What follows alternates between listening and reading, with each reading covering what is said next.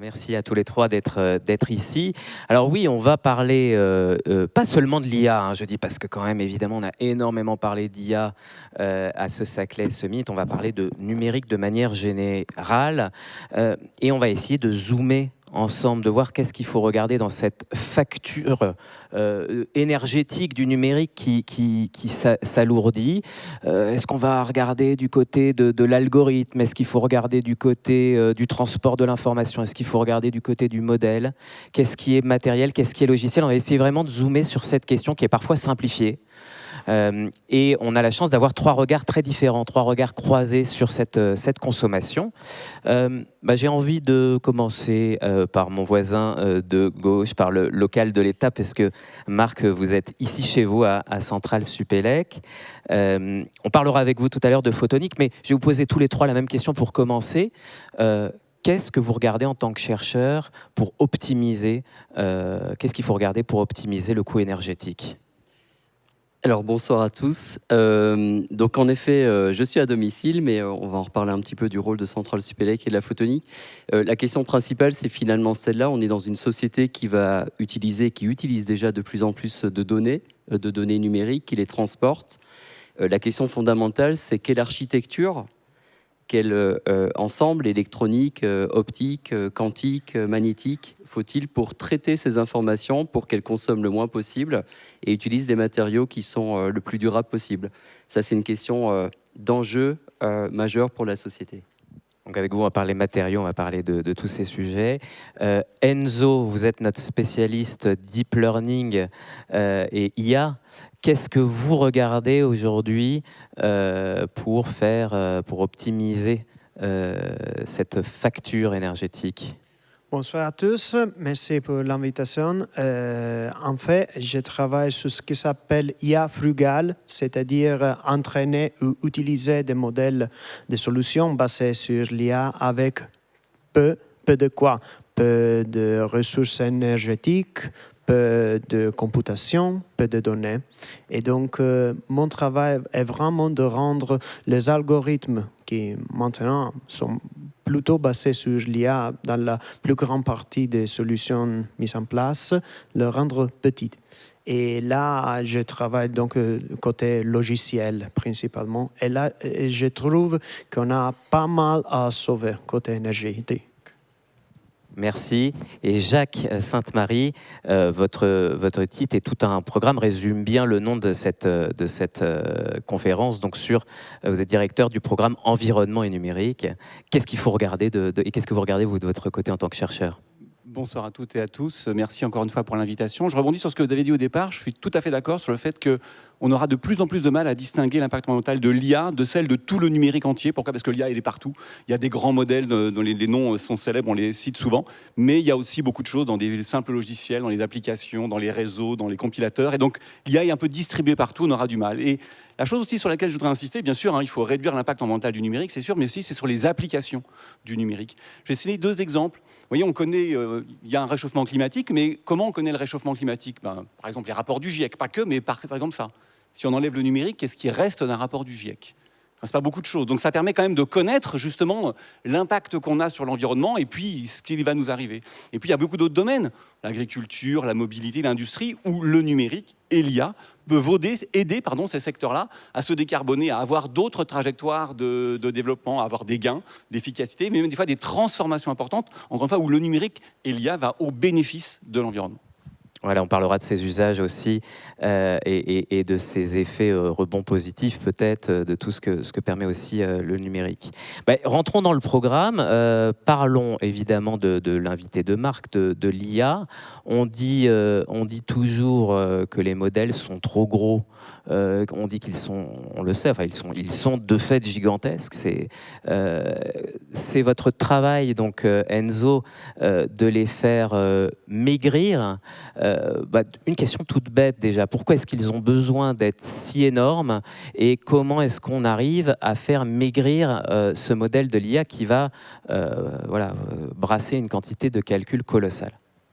Alors, il faut un peu contextualiser par rapport aux récentes découvertes, ou mieux, au trend technologique en cours. En fait, une petite révolution, je vais dire, a eu place quand OpenAI a donné accès au grand public à ChatGPT, qui est un modèle généraliste.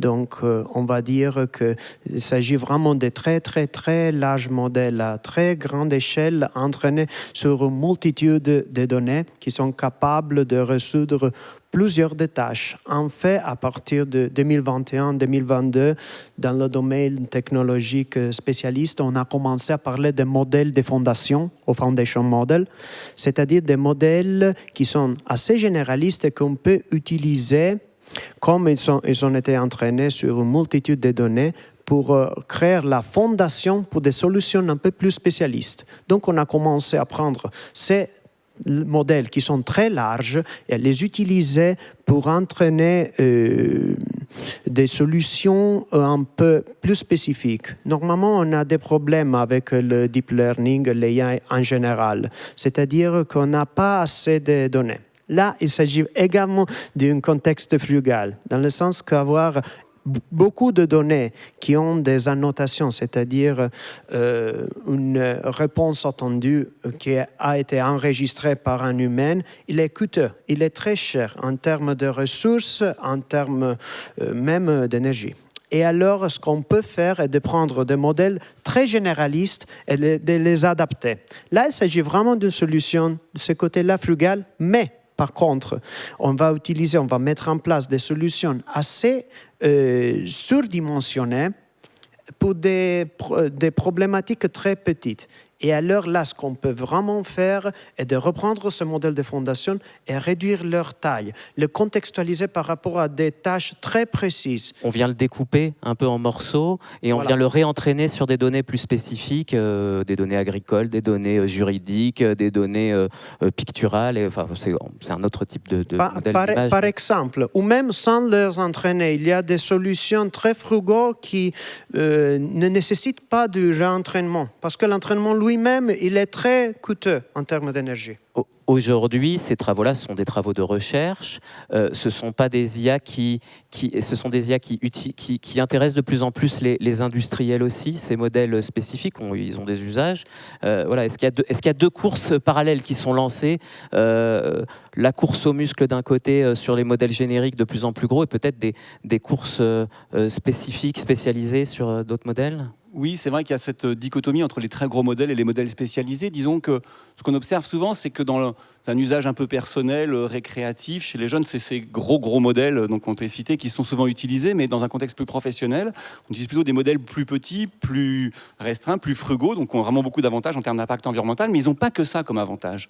Ils ont aussi l'avantage d'être plus facile à manipuler, plus facile à développer, moins coûteux, construits sur des données qu'on possède. Parce que voilà, il y a des grands modèles, l'expression qu'on emploie deux fois, c'est de dire que les gens ils ont construit des maisons sur des terrains qui ne leur appartiennent pas, parce que les données, ils les ont acquises et elles ne sont pas forcément libres de droit. Et ça, c'est assez important pour moi, parce que très longtemps, les questions environnementales se sont opposées aux questions économiques. On disait en termes d'environnement, faites pas ci, faites pas ça. Et voilà, l'économie disait allez plutôt dans le sens inverse. Alors que là, ce qui vient d'être décrit, et je me souscris tout à fait, ça revient de dire, voilà, on fait des modèles plus petits, plus frugaux, plus faciles d'utilisation, moins gourmands en énergie, plus souverains. Et donc d'un seul coup, là, si l'énergie devient chère, on va vivre dans un monde contraint. Vous voyez, la performance économique s'aligne avec les questions environnementales. Il n'y a pas que des bonnes nouvelles en termes environnementaux, mais celle-là peut en être une. Mais vous voyez, il y a cette vraiment dichotomie. Je pense que l'usage un peu grand public, c'est toujours des grands modèles généralistes, et puis des usages plus professionnels, j'ai envie de dire, où là, on développe des choses qui me semblent beaucoup plus petites, plus réduites, et aller dans le bon sens, du point de vue environnemental et frugalité. Là, on est sur les modèles. Est-ce que l'objectif aussi de la recherche, c'est d'aller chercher une manière dans le serveur de travailler autrement, dans l'algorithme d'aller travailler autrement, dans l'usage. Est-ce qu'il y a des solutions de ce point de vue-là ? Est-ce que c'est juste la taille du modèle et des données qui sont plus petites, ou est-ce que c'est même la réflexion presque mathématique, le calcul mathématique qui peut être différent ? Normalement, il y a des contraintes quand nous entraînons des modèles basés sur le réseau de neurones. N'est pas évident la façon de le faire parce qu'il faut toujours bien penser que les réseaux de neurones profonds sont des boîtes noires. dans le sens qu'on connaît ce que rentre, on connaît ce que sort, mais on ne connaît pas exactement la fonction des transferts. Voilà, on essaie, il y a des parties de champs de recherche qui sont liées à l'étude de vraiment ce qui se passe dans le réseau de neurones, ça s'appelle Explainable AI, ou IA interprétable. Là, je pense que même dans un contexte normatif, ce sera nécessaire à partir d'un certain moment, même maintenant, je trouve. Mais on ne sait même pas si ces couches ont une véritable valeur de performance. Et elles sont là. On ne sait même pas. Il y en a probablement trop. Il y a probablement trop de calculs qui sont faits dans ces couches intermédiaires. On ne sait pas le quantifier, mais on peut quantifier quel est l'impact sur la sortie. Dans le sens qu'on peut essayer, par exemple, de les enlever et de regarder ce qui se passe à la sortie. Si l'output ne change pas, à ce point-là, on peut les enlever. On coupe. Voilà. Oui, Jacques, je vous en prie. Oui. Juste un point, peut-être, il faut aussi, je vais élargir un petit peu tout le numérique. On a vécu une période, alors vous voyez mon âge à peu près, je ne suis pas tout jeune, les gens un petit peu plus vieux que moi, ont vécu une période où un octet était un octet, on était très très très contraints, ils ont développé des techniques de programmation qui étaient ultra sophistiquées. Complètement sophistiqué, on pouvait difficilement même envisager mieux. Et puis il y a eu cette période, moi quand j'ai commencé ma thèse par exemple, où d'un seul coup la puissance d'ordinateur se développait, donc on a relâché beaucoup cette contrainte-là parce que on avait de la place sur les disques durs, sur les mémoires, et ça s'est vu dans les formations aussi.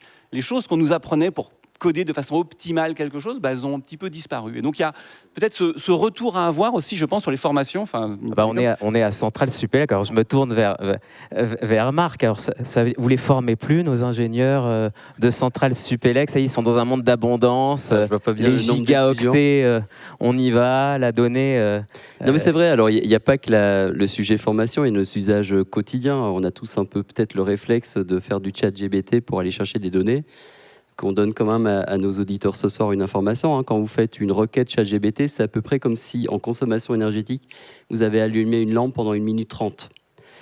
Donc imaginez le nombre de requêtes que vous pouvez faire sur une question que vous pouvez poser. Une lampe LED ou une ampoule? Une lampe LED. Ah bon, voilà. D'accord. Mais voilà, ça fait quand même pas mal d'énergie consommée. Mais c'est vrai, voilà, cette question un peu du rapport à l'usage numérique. Il y avait d'autres conférences cet après-midi aussi sur le sujet, parce que ça pose aussi des questions de réglementation.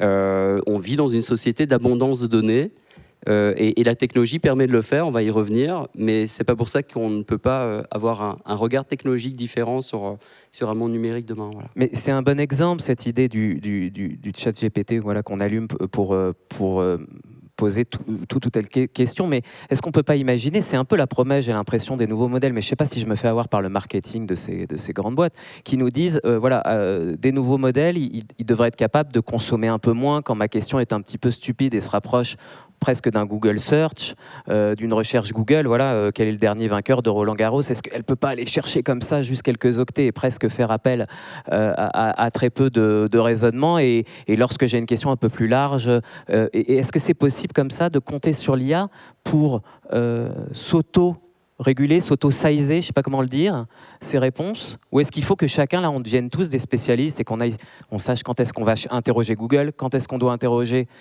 une IA? C'est peut-être pas à nous de faire ça. Oui, en fait, il faut un peu contextualiser quand on parle d'énergie et des ressources de calcul, parce qu'on peut parler de consommation d'énergie et on peut parler de mémoire. Pour l'instant, la grande limite qui nous empêche vraiment d'entraîner nous-mêmes des modèles de fondation, oui, c'est bien sûr le calcul, mais c'est surtout la mémoire. Vous devez imaginer, par exemple, que pour entraîner un modèle de fondation, un modèle très large, on a besoin de plus que 1000 cartes graphiques qui sont les unités de calcul, en parallèle qui tournent pour 2 mois ou même plus. Ça, c'est pour l'entraînement. Hein, Que pour l'entraînement. Pour l'utilisation, on a besoin de beaucoup moins. Mais comme vous le voyez, quand vous utilisez, par exemple, de l'IA générative, elle s'adapte. Et donc, il y a un petit peu d'entraînement qui se passe en parallèle. Et donc là, qu'est-ce qu'on va faire? Est-ce qu'on a vraiment besoin de continuer à entraîner? On va rajouter des contraintes supplémentaires à la question, ce qui s'appelle prompting, c'est-à-dire rajouter un contexte un peu caché par l'utilisateur qui va faire de la guidance sur la sortie. Il faut rappeler la même IA plusieurs fois. Ce sont des solutions qui ont été déjà mises en place, qui se passent déjà, qui sont complètement cachées et qui vont consommer plus d'énergie. à la fin. Et donc, ça, c'est vraiment pour garantir un meilleur résultat. Mais à quel coût? Jacques, je vous en prie. Oui, ce qu'on est en train de décrire ici, c'est quelque chose où d'un côté, il y a une augmentation de l'utilisation et du développement des systèmes d'IA et des gains de performance. Et la question, c'est qu'est-ce que va faire le produit des deux? Typiquement, les gains de performance, ils nous font qu'on a tendance à baisser la facture, mais on l'utilise de plus en plus. Et le produit des deux, est-ce qu'il va augmenter? Donc, est-ce qu'il va être en croissance ou est-ce qu'il va être en décroissance? Ça, je pense que c'est un vrai sujet. Alors, pour les quelques années à venir, on voit à peu près ce qui se passe, mais qu'est-ce qui va se passer plus tard? Et il faut reconnaître qu'il y a deux grands scénarios qui sont quasiment opposés. Alors, je vais citer, pas beaucoup de chiffres, mais quand même, les scénarios de l'ADEME qui disent « Oh là là, ça, on va aller dans le mur, on va multiplier par 2 ou par 3 la consommation du numérique », qui disent « Voilà, vraiment, il va falloir prioriser les usages, il faut faire attention, la consommation électrique va devenir très importante, on aura des problèmes d'approvisionnement en électricité. » Et à côté de ça, il y a d'autres études, une autre en particulier, l'Agence internationale de l'énergie, assez récente, qui dit bah écoutez, non, pour moi, les gains d'efficacité que j'entrevois, et ceux peut-être qu'on parlera tout à l'heure sur les nouvelles technologies, ils vont faire qu'en fait, non, on n'aura pas d'explosion. Et alors, les chiffres qui sont donnés, c'est voilà, à l'horizon 2030, 35, 2 à 3% de l'électricité mondiale, ça sera les data centers. 2 à 3%. Alors, c'est beaucoup. Aujourd'hui, on est à combien? Si on a quoi, 1%? Voilà, on est à peu près au même ordre de grandeur. Mais attention, c'est des pourcentages. On va consommer beaucoup plus d'électricité parce qu'on va électrifier beaucoup de nos modes de vie. Les voitures, par exemple, beaucoup de choses vont être électrifiées. Donc, c'est 2 ou 3%, mais ça ne représente pas le même volume. On va doubler, voire même un peu plus, la consommation électrique. Donc, c'est 2 ou 3%, mais ça veut dire qu'on va effectivement aller beaucoup plus loin. Mais encore une fois, pour les gens comme l'AIE, ça restera 2 à 3%, les data centers, de la consommation électrique mondiale. Et donc, c'est quelque chose qui est relativement gérable, eu égard en plus au fait que l'IA aura des bénéfices, notamment sur la stabilisation du réseau électrique, sur la production d'énergie renouvelable. Donc, le bilan pour eux est plutôt presque positif, ou disons pas trop négatif. Et il y a des gens qui voient un bilan beaucoup plus négatif. Moi, je ne sais pas trancher, je ne sais pas probabiliser les deux scénarios. Je dis juste que les deux existent. Vous avez un avis sur un de ces deux scénarios, Marc ou Enzo, ou pour l'instant, vos travaux, pas spécialement, je crois qu'on entend beaucoup de choses. Alors, juste avant de parler des nouveaux, des ruptures technologiques peut-être qui vont changer ça, alors là, on a beaucoup parlé d'IA, mais plus globalement, est-ce qu'il y a d'autres pistes? Est-ce qu'il y a d'autres pistes? Là, j'élargis vraiment sur le transport de l'information, sur le matériel, d'autres pistes aujourd'hui de recherche sur la mémoire? Enzo. Concernant l'utilisation mineure de la mémoire, on peut essayer de concevoir des systèmes un peu différents, c'est-à-dire de ne pas de changer complètement le paradigme. On a commencé vraiment à utiliser des solutions qui nécessitent énormément de ressources de calcul, mais parfois, on n'a pas vraiment besoin de tout cela. Je pense à tous les jeunes qui utilisent, par exemple, l'IA générative pour faire de la recherche en Google, mais ils ne font pas directement de la recherche eux-mêmes. Et là, il y a des autres problématiques que cela entraîne. Et donc, je trouve qu'il y a également un aspect de sensibilisation sur l'utilisation de cet outil quand ce soit vraiment nécessaire et utile. Mais, juste avant de vous donner la parole, je pensais par exemple au cloud computing. Enfin, les entreprises, maintenant on a tout dans le cloud. Les entreprises se sont toutes assurées d'avoir des copies qui sont plus sur des disques durs. On a chaque logiciel qu'on utilise sauvegarde chaque seconde quand même toutes les données. Par exemple, est-ce que le tout cloud, est-ce qu'on a des idées de ce que le tout cloud coûte? Et là, on ne parle pas que d'IA, on est vraiment sur une partie software où depuis 15 ans, on a tout mis. Est-ce que ça, c'est un poste énergétique important? Alors, donc, pour citer un chiffre, le numérique, l'empreinte carbone du numérique en France, c'est 4,4%. Donc, alors, c'est des chiffres datent de 2024, je pense qu'ils n'ont pas beaucoup bougé, ils avaient été réévalués par l'ADEME, c'est 4,4%. Alors, c'est à la fois beaucoup, parce que c'est en assez forte croissance, et puis la neutralité carbone, c'est quand même divisé par 5, notre bilan carbone, et donc ça veut dire qu'il faut diviser beaucoup. Et en même temps, il y a d'autres secteurs, je pense par exemple la mobilité, c'est quasiment 30% à elle-même. L'alimentation, c'est quasiment 20%. Donc je ne dis pas que c'est pas beaucoup, 4%, je dis juste qu'il faut le mettre en relation avec d'autres secteurs d'activité. Et à côté de ça, on l'utilise énormément.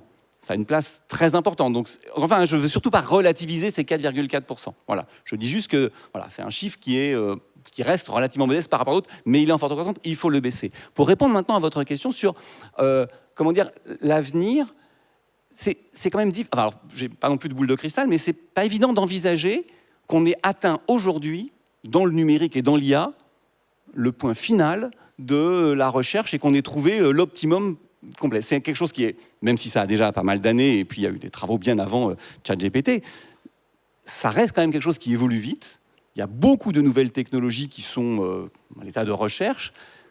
Et ça serait quand même une surprise, en tout cas pour moi, que d'un seul coup, on ait atteint là le A. Il y a des choses qui ont des systèmes qui ont un fonctionnement plus proche de notre cerveau. Par exemple, il n'y a pas de fonction d'activation, il n'y a pas de réseau de neurones, il n'y a pas d'algorithme de rétropropagation de gradient, et ensuite avec des choses qui ont des architectures très différentes et possiblement des performances, des choses vraiment très nouvelles qui peuvent un peu changer la donne en termes d'impact environnemental. Eh ben, vous nous faites une transition toute trouvée parce qu'on va essayer d'accélérer un peu dans le temps et de parler de nouveaux projets de rupture aussi avec vous, Marc, parce que alors il y a plein de solutions. On parle parfois, alors je ne sais pas ce que ça veut dire, d'architecture bio-inspirée, de stockage sur ADN, de données froides. Il faudra m'expliquer après ce que c'est que ça. On en a choisi un plus simple, mais parce que Marc est un formidable pédagogue et vous allez nous expliquer. Il y a la photonique. Qu'est-ce que c'est que la photonique? Allez-y. Alors, par ailleurs, je suis ravi de voir dans la salle des personnes, on est à Paris-Saclay, qui sont des éminents spécialistes mondiaux de ce sujet. Et donc, c'est un sujet peut-être qui ne vous est pas familier, mais vous l'exploitez tous les jours, c'est la science de la lumière. Alors, elle nous éclaire, elle permet de propager de l'information sur des grandes distances, elle a permis la révolution de la société de l'information, l'Internet. Elle permet de visualiser des distances, de mesurer des vitesses. Demain, elle permettra le véhicule autonome.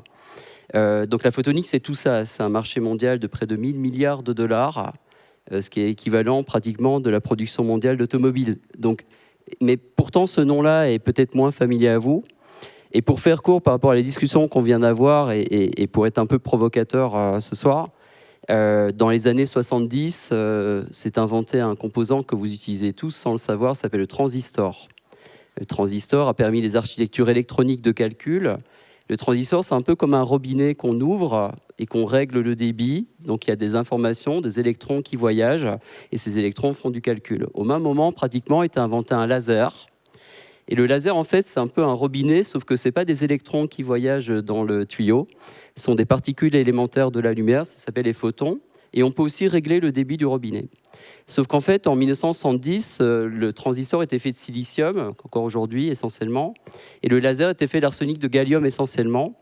Et les entreprises ne savaient pas faire les matériaux nécessaires à faire le laser, en tout cas en grande quantité pour faire les architectures de calcul. Et donc, on a fait une erreur. On a fait une erreur stratégique. Edison contre Tesla. Moi, je n'étais pas né, mais en fait, on a fait une erreur, c'est-à-dire, on a décidé que nos sociétés de l'information étaient électroniques et elle aurait pu tout à fait être optique ou être photonique. Et donc, on a Sébastien Bigot qui est là, Nokia Bell connaît ça très bien. On a beaucoup exploité en fait la lumière ou le laser essentiellement pour faire de la communication, pour faire de la transmission d'informations. Et en fait, dans les années 2000, en tout cas depuis une vingtaine d'années, on est en train de découvrir de nouveaux usages du laser ou de nouveaux usages de la lumière. Et notamment, on a découvert que la lumière, c'est en fait un réseau de neurones sans le savoir. En tout cas, on peut travailler avec la lumière pour qu'elle fasse autre chose que nous éclairer et de propager l'information, c'est-à-dire du calcul.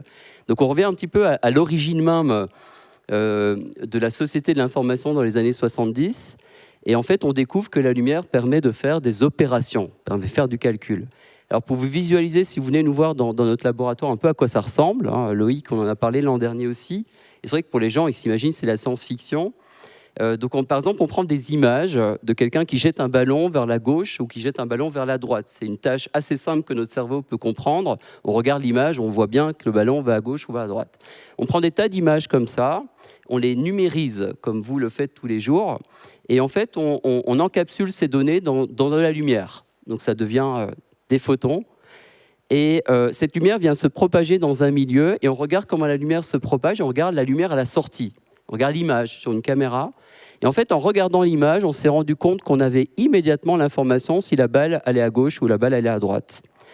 Donc, cette opération transforme mon laboratoire en un cerveau totalement optique. Et la consommation énergétique de cette opération, c'est 1 microwatt.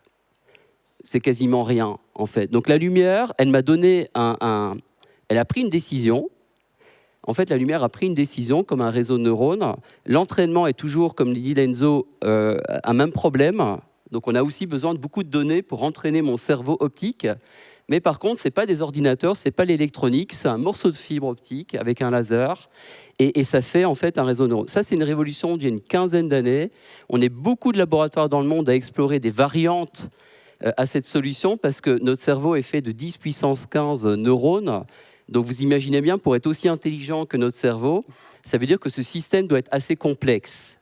Et donc on est en train un peu d'explorer les variantes possibles, combien ça coûte, d'interconnecter peut-être des systèmes optiques entre eux. C'est une sorte de voilà. réseau neuronal lumineux, de lasers qui se croisent. Exactement. Alors nous, en jargon scientifique, on appelle ça un photonic brain, hein, donc on fait un cerveau photonique. Mais quand on se l'imagine, on pense que c'est un objet science-fiction. C'est simplement fait de morceaux. Je vois un concert un peu de Jean-Michel Jarre, ouais, je vois beaucoup de faisceaux qui se baladent. Alors c'est un peu une discothèque, à ce Ouais. moment d'avis. Mais voilà, ça ressemble à des choses que vous avez chez vous. En fait, c'est des morceaux de fibre optique. Alors, je suis venu ce soir avec un scoop, Loïc. Voilà. Ah, j'ai cru que vous étiez venu avec Non, des avec petits un objet, faisceaux et tout là. J'ai cru que vous aviez ça. Mais voilà, pas plus tard que la semaine dernière, on a découvert qu'un morceau de fibre optique qui fait un petit kilomètre de long, ce qui n'est pas énorme, a été capable de traiter de données médicales. Donc, en fait, on a fait avaler à la lumière des données médicales avec des patients du Covid. Donc des données médicales avec des tas de données, qui est contaminé, qui n'est pas contaminé. Et on a amassé ça dans une fibre optique et on a regardé simplement sur une caméra ce qui sort de la fibre optique. Et on a 90% de succès sur ces données médicales, alors qu'il n'y a aucune consommation énergétique électrique dans cette opération, si ce n'est le laser qui est alimenté aujourd'hui par du courant électrique. Ça, c'est une révolution conceptuelle. On parlait de révolution conceptuelle.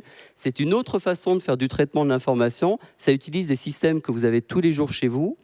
Et derrière, avec des spécialistes de l'algorithme et des mathématiques du logiciel, en travaillant ensemble, on fera de nouvelles façons aussi de concevoir les réseaux de neurones. Et ça deviendra une nouvelle solution d'architecture, puisque c'est le titre, numérique, parce que les données restent numériques, mais ne sera pas basée sur l'électron. Elle Voilà. sera basée sur un photon qui ne chauffe, qui a Donc la l'avantage de photonique, ne pas chauffer. c'est entre autres ça, et puis c'est plein d'autres choses aussi. Voilà. Est-ce que ça veut dire qu'on peut avoir, si on passe donc un peu d'un monde, je ne sais pas si c'est d'une autoroute de l'information qui est aujourd'hui celle de la fibre optique, donc un réseau neuronal, un quadrillage. Donc est-ce que ça veut dire qu'on peut avoir on parle beaucoup de l'ordinateur quantique. On sait qu'on n'a pas d'ordinateur quantique, qu'on n'en aura pas un chacun chez nous. C'est pas notre PC de demain. Est-ce que un ordinateur photonique ou avec des éléments, des petits lasers à l'intérieur, ça peut être l'ordinateur de demain et si oui, on parle de quel demain? Alors déjà, en quelques secondes, donc le quantique et la photonique sont deux propriétés qui sont familières l'une avec l'autre. Le quantique, ce sont un ensemble de propriétés physiques qui notamment a l'avantage de paralléliser la façon avec laquelle on va traiter l'information. Et la photonique est une des solutions technologiques pour faire de l'architecture quantique ou du calcul quantique. Après, dans un ordinateur, quand vous ouvrez votre ordinateur, il y a quoi? Il y a des fils qui s'enchevêtrent, donc il y a des guides, il y a de la mémoire, il y a du calcul, il y a des interfaces. Et il y a des ventilateurs parce que ça chauffe. Il y a des ventilateurs parce que ça chauffe. Alors le NOS chauffera beaucoup moins. Et en fait, finalement, on se rend compte qu'il y a deux blocs essentiels que la lumière aujourd'hui ne sait pas tout à fait faire. Guider, on sait faire, même à l'échelle d'un composant. C'est le calcul, je viens d'en parler, et puis la mémoire. Alors la lumière, elle a une propriété incroyable, c'est qu'elle va quand même à 300 000 km par seconde.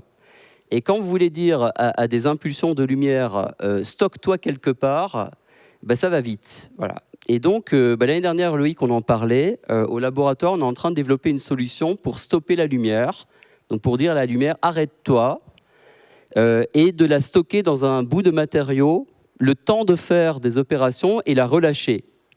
Alors, l'an dernier, c'était une activité de laboratoire. Figurez-vous que 12 mois plus tard, c'est aujourd'hui un projet de prématuration d'entreprise. Donc, on a une preuve de concept. On a réussi à transformer la vitesse de la lumière de 300 000 km par seconde en la vitesse d'une tortue, c'est-à-dire 1 cm par seconde. Et pourquoi on veut la ralentir absolument? Alors, on veut la ralentir pour la stocker, pour la faire de la mémoire, voire même pour, vous savez, dans les fibres optiques, aujourd'hui, les réseaux de télécommunications, on doit lire une adresse. Enfin, l'information, elle va d'un destinataire à un autre, et c'est fait par des routeurs qui consomment beaucoup d'énergie électrique. Si on arrivait à stopper la lumière, le temps de lire son adresse, c'est autant d'énergie consommée en moins. Oui, parce que les routeurs consomment voilà, beaucoup. ce routeur consomme beaucoup. Et donc ça, vous voyez, ce sont des approches nouvelles de physique et d'ingénierie. Moi, je suis très fier d'être dans une école d'ingénieurs où on apprend aussi la beauté de la physique. Et c'est important pour nos jeunes. Et voilà, donc c'est une architecture nouvelle qui encapsulera le photon dans un projet global où le photon vient propager l'information, vient calculer, vient stocker, vient s'interfacer, et vous vivrez dans un monde entièrement lumineux. C'est sympa, non? Oui, c'est plus sympa qu'un monde qui chauffe. On a d'un côté le réducteur qui vient réduire et on a le ralentisseur avec vous. Donc vous de la lumière. Ouais. Voilà. Et vous, c'est un horizon. Donc c'est un vrai projet de rupture, ce qui va nous amener à la question des usages, parce que voilà, est-ce qu'on peut compter sur la solution technologique pour toujours changer nos comportements? Juste pour savoir, c'est quel horizon, si ça fonctionne comme vous le souhaitez, si les preuves de concept se multiplient. Voilà, on a vu que le quantique, on était encore très loin de s'imaginer d'aller si vite. L'IA, je pense que pour le grand public, pour les chercheurs comme vous, ça ne vous a pas étonné, mais pour les gens comme moi, on l'a découvert et on a été surpris par cette véritable rupture. La photonique, ça pourrait être pour quand Alors, je vais vous surprendre, c'est demain si on le veut. Alors, je vais citer une anecdote, je ne citerai pas l'entreprise, mais c'est un grand opérateur de télécommunications. Je suis allé chez eux et je leur ai dit, voilà, la photonique, c'est important. Ils m'ont dit, on ne fait pas de photonique. Je dis, si, ça s'appelle la fibre optique. Donc, il y a un problème aussi de perception. Si je vous expliquais qu'on sait aujourd'hui sécuriser l'information sur une fibre optique simplement avec un laser, cette solution, elle est prouvée techniquement sur 300 km de fibre d'un réseau en Grèce. Par contre, le déploiement industriel nécessite que les industriels acceptent aussi des technologies de rupture. Et peut-être, mais voilà, je pense qu'on est tous un peu d'accord là-dessus, peut-être que l'Europe a un peu du mal à intégrer du point de vue commercial, parce que derrière, il y a un business model, un certain nombre de solutions disruptives qui nécessitent elles-mêmes des déploiements de production de masse d'un certain nombre de composants qu'on n'a pas l'habitude de faire. Donc je pense qu'il y a un regard un peu différent à avoir sur la technologie. J'ai l'impression que l'Europe devient davantage une nation du logiciel. Je ne vous cache pas que la plupart de mes composants ne viennent pas d'Europe, ils viennent d'Asie, ils viennent des États-Unis. Quand je demande de faire un laser un peu spécial, j'ai une réponse en 10 jours de Singapour, en 3 mois d'Europe. Donc c'est un sujet, je pense que c'est plus un sujet du rapport à la technologie, en tout cas à la technologie rupture, qu'un rapport de l'immédiateté d'une solution qui est chez nous demain. C'est voilà. Intéressant parce qu'à 17h30 au Théâtre Rousseau, juste à côté, il y aura l'appel de Saclay. Peut-être que vous y serez dans le public pour, de la part de nombreuses entreprises de chercheurs pour dire allons plus vite, allons plus loin et misons sur des technologies de rupture et des grandes technologies dans le financement de nos projets de recherche. Alors, parler de rupture, ça nous permet de faire la transition avec les usages, parce qu'évidemment, la question, voilà, c'est celle-là. Est-ce qu'on doit, encore une fois, s'en remettre à la technologie pour corriger les biais de la technologie, ou est-ce qu'il faut aller corriger nos propres usages de manière, peut-être une question pour vous, Enzo. Vous parliez d'IA frugale, et c'est la question aussi. Si on arrive à cette IA plus petite, celle aussi dont vous parlez, Jacques, est-ce que ce n'est pas un grand risque de l'avoir partout? C'est-à-dire qu'aujourd'hui, je vais avoir une IA demain dans mon micro-ondes, je vais l'avoir dans mon frigo, je vais l'avoir sur tel matériel industriel. Chaque industrie va avoir ses petites IA embarquées sur ses mini, sur les drones, bien sûr, etc. etc. Donc, est-ce qu'on ne va pas, avec ces IA frugales, les multiplier et finalement perdre leur frugalité par les effets de masse? Je pense qu'on a déjà commencé à le voir. Par exemple, avec la domotique, on a commencé à avoir un flux de données qui sont peut-être processées par l'intelligence artificielle. Et comme les solutions basées sur l'IA vont être de plus en plus petites, on va essayer de le mettre partout. Parce qu'on va gagner en termes de prestations, pas énergétiques, mais en termes de prestations. De confort, d'efficacité. Voilà. Et donc, je pense que ça, c'est un vrai risque. qu'on va avoir dans les années à venir. On peut le mesurer, ce risque, Jacques, puisque c'est un Oui, peu alors, aussi votre sujet. Oui, alors je pense qu'il faut quand même aller un cran plus loin dans l'effet rebond, parce que tel que décrit là, ça revient à dire, voilà, quand j'optimise quelque chose, les gens l'utilisent beaucoup plus, et donc j'ai plus d'effets négatifs. Mais bon, si je prends la contraposée, c'est-à-dire qu'il faut développer que des outils qu'on n'utilise pas. Donc, voilà, c'est pas comme ça que je compterais. C'est de faire la somme algébrique des effets négatifs et des effets positifs. Et, je vais prendre un exemple. Comment on fait ça, oui. Alors, je vais prendre un exemple pour expliquer l'agriculture. Vous mettez un capteur dans un champ. Voilà. Le capteur, il a un coût de fabrication, des terres rares, de l'énergie qu'il utilise, des services numériques qu'il consomme, voilà. Mais il vous donne une information. Alors ça va être un stress hydrique sur la plante, ça va être une pathologie qui se développe très tôt, ça va peut-être réduire la pénibilité du travail de l'agriculteur et possiblement augmenter un peu la récolte. Et donc vous voyez, j'ai mis des aspects négatifs qui sont la fabrication du capteur, son utilisation, c'est ce qui coûte, et puis les effets positifs, ce qui va apporter comme information à l'agriculteur. Et moi, ce qui m'intéresse, c'est cette somme algébrique-là. C'est le négatif plus le positif et faire en sorte que le positif soit au maximum positif. Donc j'insiste quand même beaucoup là-dessus. Encore une fois, l'effet rebond, si on se résume, si on se limite à aux effets négatifs, il n'y a que des effets rebonds qui vont avoir un impact négatif. De temps en temps, mais je sais qu'ils ne sont pas nombreux, on peut aussi envisager qu'il y ait des effets rebonds plutôt positifs. Et là, par contre, c'est effectivement très compliqué parce que autant, je reviens directement sur votre question, calculer les impacts négatifs de mon capteur, ça on sait plutôt bien faire. J'ai cité 4,4% l'empreinte environnementale du numérique, ce que coûte un réseau, ce que va coûter la fabrication, ce que va coûter l'électricité, ça on sait assez bien le compter. Mais après, il faut comparer ça à de la pénibilité du travail. Il faut comparer ça à des intrants qu'on n'a pas mis ou à de l'eau qu'on a économisée. Et donc ça, c'est beaucoup, beaucoup plus compliqué à expliquer. Et donc là, c'est un énorme progrès à faire qu'on a, je pense, d'en savoir comptabiliser ces impacts indirects du numérique. Certains sont positifs et certains autres sont négatifs. Mais c'est là-dedans qu'il faut, je pense, mettre beaucoup d'énergie et de travaux de recherche pour avoir des guides un petit peu pour dire, bah là, dans les usages, le numérique, bah oui, là, c'est une bonne idée que de le faire. Et puis là, bah non, ça ne sert strictement à rien. On peut arriver à modéliser, oui. En tout cas, ce sont certains de vos travaux de recherche. Oui, alors je pense que pour faire ça, c'est pas facile. Faut trouver, vous voyez, j'ai pris le capteur dans un champ, je pense que c'est assez bon exemple au sens où il y a plein de capteurs qui donnent plein d'informations, donc c'est suffisamment illustrant comme domaine et puis suffisamment précis pour qu'on puisse assez bien circonscrire les conséquences du capteur.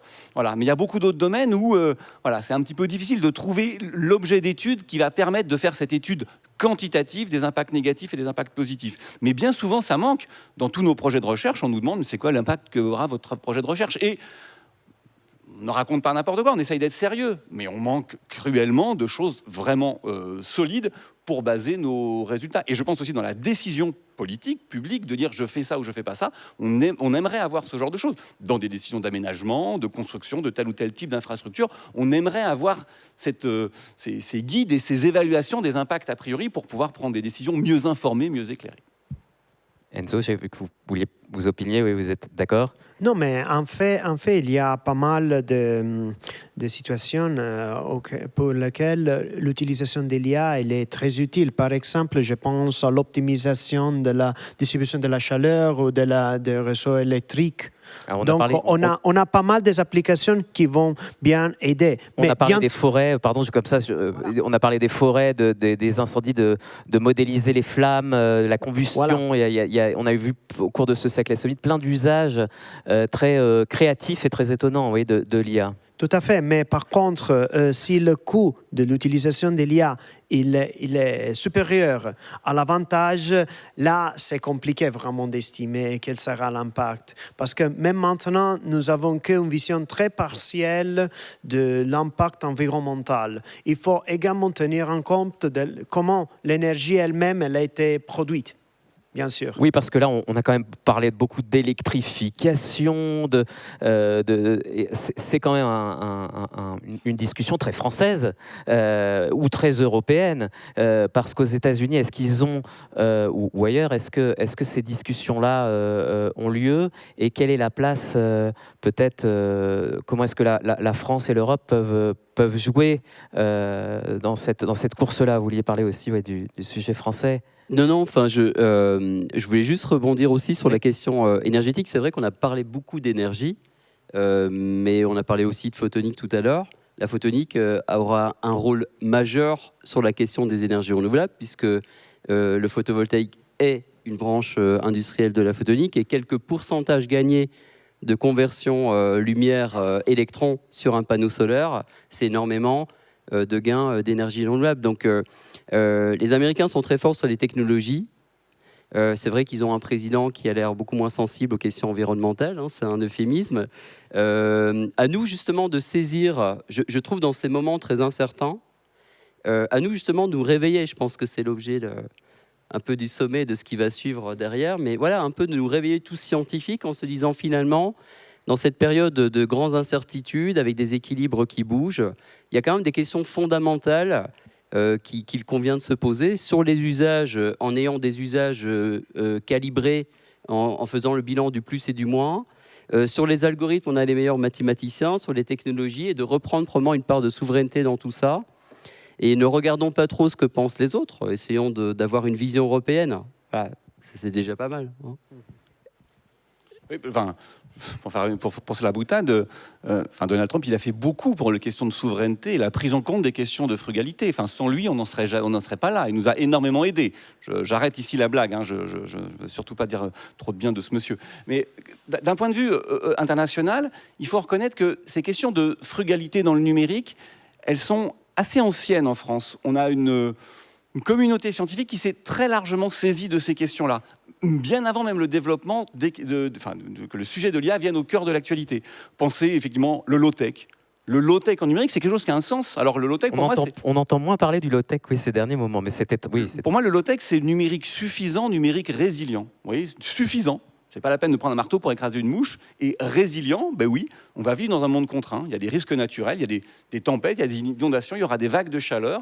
Voilà. Et on a besoin de construire aussi des outils numériques qui vont être capables de passer cette situation-là. Et on a là, je pense, un avantage, des atouts, parce qu'on a pris assez tôt ces questions-là à bras-le-corps, on les a travaillées et on développe des approches. Oui, les gens qui n'ont pas d'énergie, ils font un petit peu plus attention à ce qu'ils consomment. C'est assez naturel. Et de ce point de vue-là, en France en particulier, mais de plus généralement en Europe, je pense qu'on a une attitude assez vertueuse et on a vraiment des atouts scientifiques pour faire progresser ces sujets-là et arriver à des vraies solutions qui sont vraiment économes et durables. Et si je peux le témoigner, je suis un des jeunes qui a été attiré ici en France grâce à ces thématiques, au fait qu'il n'y a pas énormément de biais de l'industrie dans le sens strict du terme, c'est-à-dire pour gagner de l'argent, mais pour faire vraiment de la recherche ouverte, soutenable, durable. Voilà. Est-ce qu'on va se diriger vers deux types de vision du numérique, un peu comme vous parliez de le numérique puissant et musclé, qui montre les muscles avec des modèles de plus en plus forts et de plus en plus puissants d'un côté de l'Atlantique, et puis à l'Europe cette conviction que on va aligner un peu la frugalité et la compétitivité parce qu'il y a aussi un sillon qui va peut-être séduire les entreprises et une vision du monde quand même très différente, une vision qui n'est pas une vision de l'abondance et du consumérisme, mais qui est une vision, oui, de la frugalité. Exactement. Alors, moi, le slogan que j'ai souvent en l'INRIA dans mes travaux, c'est de dire développer un numérique pour un monde contraint et durable.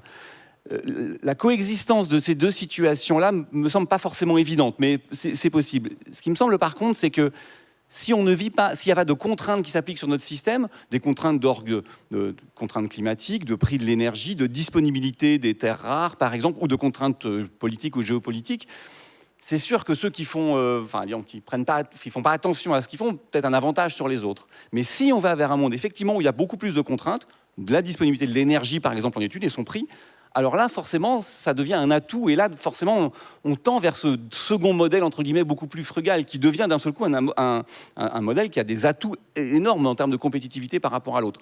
Sans contrainte du tout, c'est vrai que, la cigale et la fourmi, voilà, s'il n'y a pas d'hiver...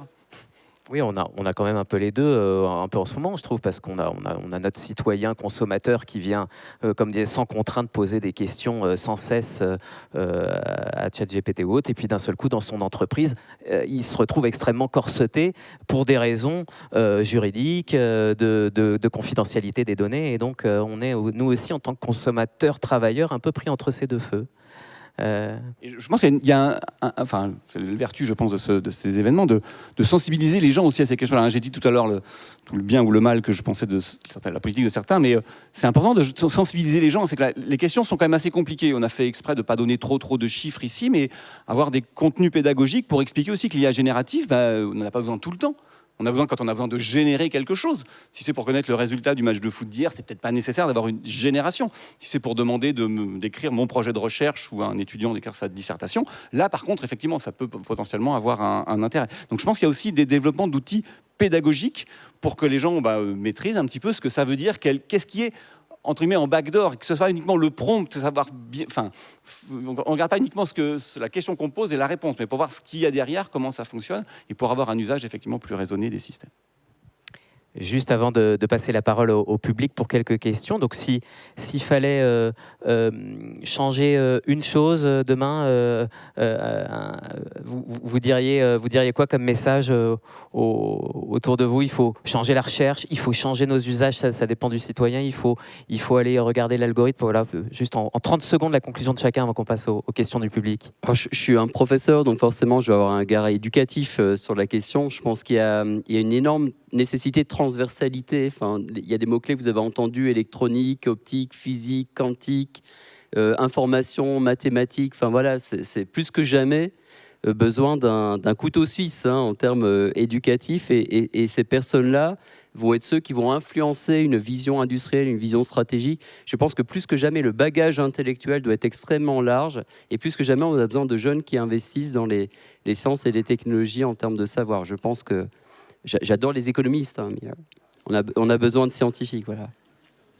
Enzo?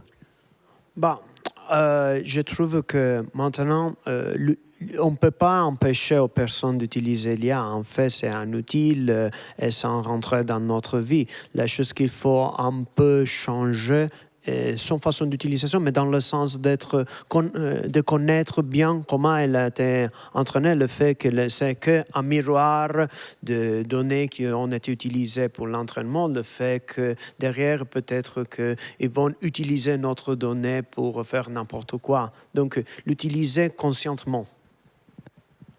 Peut-être 2 points. Le premier, on a beaucoup parlé de choses techniques, alors qu'en fait, tous les sujets du numérique sont directement liés à des questions sociétales. L'éducation, l'information, les fausses nouvelles, et ainsi de suite. Et donc je pense qu'il y a un lien important à faire. Nous, on essaie de le faire avec les SHS, avec les sciences humaines et sociales. Il y a besoin de travailler avec des économistes, avec des psychologues, avec des sociologues, avec des philosophes, avec des éthiciens. C'est vraiment complètement capital d'avoir ça. Toutes les questions du numérique qui ont été longtemps des questions d'ingénieurs, de chercheurs dans des laboratoires sont des questions sociétales. Le second point, peut-être pour moi, c'est le numérique et l'IA vont amener des ruptures assez profondes. On les a évoquées certaines, on n'a pas complètement creusé, mais moi, je pense qu'il ne faut pas tout en avoir peur. Et il faut faire de la prospective. C'est-à-dire, oui, voilà, il y a des choses. Le monde qu'on vit n'est pas forcément le meilleur. Enfin, et se retourner en arrière, moi, il n'y a pas de trace dans notre histoire de monde où on se dit, moi, j'aimerais bien vivre là. Pour l'agriculture, pour la santé des gens, le monde de Balzac et de Flaubert, il fait envie à personne, je pense.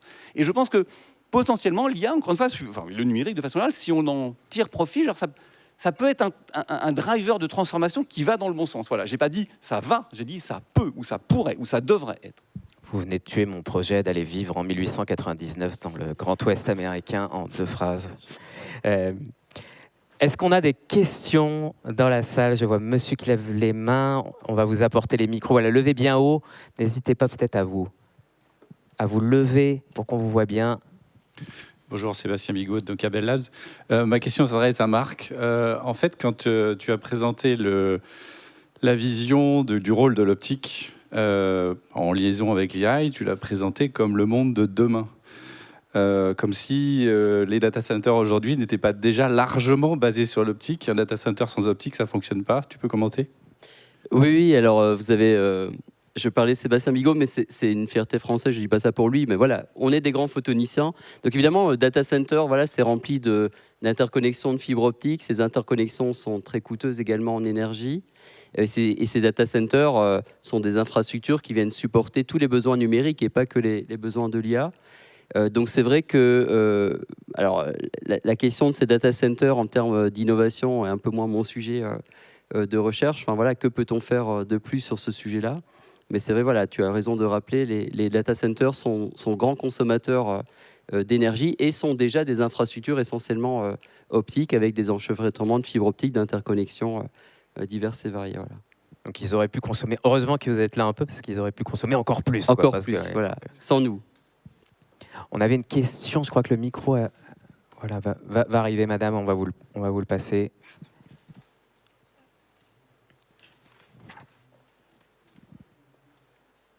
Bonjour. Alors moi, je suis pas une scientifique, mais je suis plutôt une financière. Et donc j'ai découvert l'IA l'année dernière quand je suis déjà venue à Paris Summit, et depuis je l'ai utilisé. Et j'ai constaté quelques erreurs dans sa restitution. Et donc j'ai cherché comment m'en prémunir, et j'ai vu qu'il y avait des abonnements. Et que les Mistral et GPT nous proposent des abonnements payants et où le cerveau travaille différemment, on va plus en profondeur. Donc moi, en tant que financière, je me dis, dès l'instant où on promet des miracles, quelque chose de gratuit, on ira tout le temps. Si le public sait qu'il y a plusieurs niveaux de travail de ces ordinateurs et donc de la qualité de la restitution, eh ben, on ira peut-être moins l'utiliser. Qu'en pensez-vous? Parce que c'est une approche de quelqu'un qui n'est pas technique. Et en même temps, peut-être préciser, peut-être je vais me retourner vers Enzo, et puis en même temps préciser que souvent dans les abonnements payants, ce sont les modèles les plus puissants et donc les plus consommateurs d'énergie, donc bien sûr les plus cohérents, et en même temps les plus consommateurs. Enzo, peut-être? Ces modèles, évidemment, la complexité des modèles, normalement, elle est mesurée en termes de nombre de paramètres. Donc, on est arrivé à la dizaine ou centaine de billions de paramètres. Donc, tous les modèles qu'on appelle pro sont des modèles énormes qui ont été entraînés pour plus de temps, parce que tous ces modèles, pendant l'entraînement, ils doivent atteindre ce qui s'appelle convergence. Ça prend du temps. Donc, ils sont très chers à être entraînés, mais chers même en termes d'écologie, hein, bien sûr. Et là, toutes les fois que quelqu'un a un modèle encore plus large. Donc, la largeur du modèle, la complexité du modèle, c'est comme la mémoire du modèle lui-même. Ils peuvent mémoriser plus de caractéristiques des données, donc ils peuvent donner des réponses plus précises. Et là, ça va avoir un impact énergétique, environnemental, économique, pareil. Mais là, il s'agit vraiment de modèles généralistes, encore à nouveau. Donc, ce sont des modèles qui ne peuvent pas que répondre à votre question par rapport à la finance, mais peuvent vraiment répondre à n'importe quoi de façon un peu plus spécifique. Et donc, ça, c'est l'évolution, c'est où le monde tourne maintenant. Jacques Sainte-Marie. Oui, alors vous soulevez une bonne question, mais tous les outils numériques ont ces deux faces-là. Encapacitement et verrouillage. Empowerment et locking, disaient les Anglais. Ouais, je vais en prendre un autre, le GPS. Le GPS, c'est un truc pour les gens qui n'ont pas vraiment le sens de l'orientation, c'est formidable. Ça vous permet d'aller du point A au point B sans vous tromper. Seulement, quand vous êtes dépendant du GPS, il vous fait passer par là où il veut. Et s'il a décidé que quand vous demandiez un hôtel, ça sera tel hôtel ou ça sera tel restaurant, c'est toujours la même chose. Encapacitement et verrouillage. Le deuxième aspect sous votre question liée à l'économie, je pense, c'est effectivement la transformation de valeur. C'est-à-dire que d'un seul coup, en fait, on lui demande des tâches relativement nobles à l'IA. Je sais pas, moi, par exemple, je pourrais lui demander un article, évaluer un article, écrire des projets, et ensuite, je vais prendre un exemple simple, écrire une lettre de motivation. Oui, on recrute, nous, des étudiants, des jeunes, des fois, à qui on demande une lettre de motivation. Si la lettre de motivation est écrite par quelqu'un, un humain, ça a une valeur. Eh ben, on la lit, on trouve la motivation de la personne. Est-ce que c'est bien? Est-ce que c'est pas bien? À partir du moment où c'est écrit par une IA, ça n'a plus aucune valeur. On la demande même plus, en fait. Et donc, c'est la même chose pour ce que je fais. Si le rapport il est écrit par un cerveau de nous ici dans la salle, il a la valeur du temps que la personne y a passé, l'énergie qu'elle y a mis et puis le raisonnement qu'elle a mis. S'il est fait par une IA de façon complètement automatique, il a en fait une valeur zéro. Et d'un point de vue économique, c'est vraiment une transformation de la valeur. Alors ça a beaucoup de conséquences qu'on n'abordera sans doute pas ici, mais je suis complètement d'accord avec vous. Là, ça a vraiment une modification de toute la chaîne de valeur que l'apparition de l'IA dans les processus de production. Peut-être pour une dernière question, est-ce que... Oui, madame. Merci beaucoup. Je voulais vous donner un exemple concret. Dans mon entreprise, on utilisait du coup un système d'IA spécialisé qui avait été construit en interne, donc très efficace. Très efficace pour vous donner donc les informations produites au sein de cette société qui compte à peu près 2000 personnes. Mais en fait, la façon dont elle l'articulait était très archaïque. Et donc, en fait, on se rendait compte que les employés allaient demander la même chose à ChatGPT, même si il valait mieux pas le faire. L'entreprise annonce la semaine dernière qu'en fait, on va passer sur ChatGPT Entreprise, qui est donc intégré cet algorithme en interne. Et évidemment, l'ovation est générale, puisque tout le monde se dit qu'on n'aurait même jamais dû essayer de coder quelque chose par nous-mêmes. Donc, je voulais un peu avoir vos réactions sur ces questions. Et il y a, je crois, beaucoup de projets, je crois que 80% des projets en entreprise sur l'IA échouent pour plein de raisons, mais alors, Jacques, ça moi t'arrive. j'évoquais les sciences humaines et sociales tout à l'heure. Ça c'est quand même du design. Vous voyez, les gens qui produisent, c'est une voiture, n'importe quel objet de domotique, on parlait tout à l'heure. Le design, c'est quelque chose d'important. C'est pas parce que vous allez mettre quelque chose sur le marché que les gens vont se l'approprier. C'est la même chose pour les outils numériques. Et vous voyez, c'est très compliqué de trouver l'outil qui va encapaciter les gens, mais qui va pas les aliéner. Vous décrivez exactement ça. Voilà, donc il y a des tâches qu'on juge nobles et qu'on continue d'avoir envie de faire, et d'autres qu'on juge peut-être un peu moins nobles, et là on est prêt à les confier à la machine. Donc je suis entièrement d'accord avec ça. Après, je regrette, la souveraineté numérique ne passe pas forcément en France par ChatGPT, mais il y a un certain nombre d'entreprises, alors j'ai entendu l'autre jour les gens de Mistral parler, qui disent qu'ils passent beaucoup de temps justement à essayer de designer des outils plutôt performants, adaptés aux gens, et justement, faire cette étape de design pour que l'outil serve effectivement aux gens. Après, sur ces outils qui sont assez neufs d'histoire, il faut qu'on prenne du temps aussi, je pense, pour avoir les bons réflexes de design pour qu'ils soient effectivement encapacitants et non pas aliénants pour les utilisateurs. Merci à tous. Sophie. Merci beaucoup d'avoir évoqué cette dualité des architectures numériques qui nous laisse pensives. Et puis, on salue nos amis économistes aussi, mais c'est vrai qu'on préférera les scientifiques aujourd'hui. Merci beaucoup. Et puis, rendez-vous à 17h30. Rendez-vous à 17h30 pour l'appel de Saclay pour tous ceux qui veulent pousser la recherche plus loin, pousser la photonique, dans le grand amphithéâtre Rousseau.